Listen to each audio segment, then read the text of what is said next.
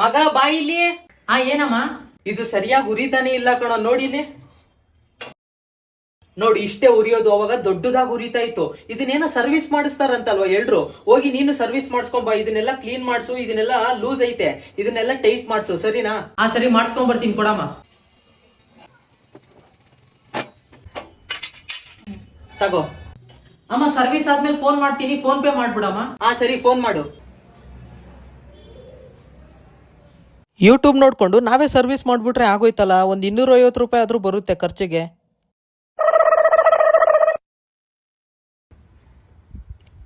How to service of gas stove.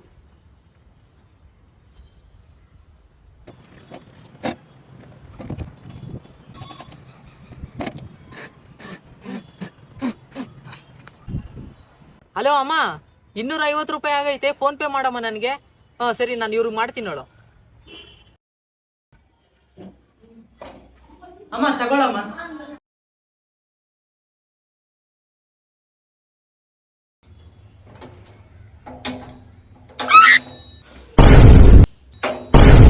ಇವನೇನೋ ಕಚಡ ಕೆಲಸ ಮಾಡೋನಲ್ಲ.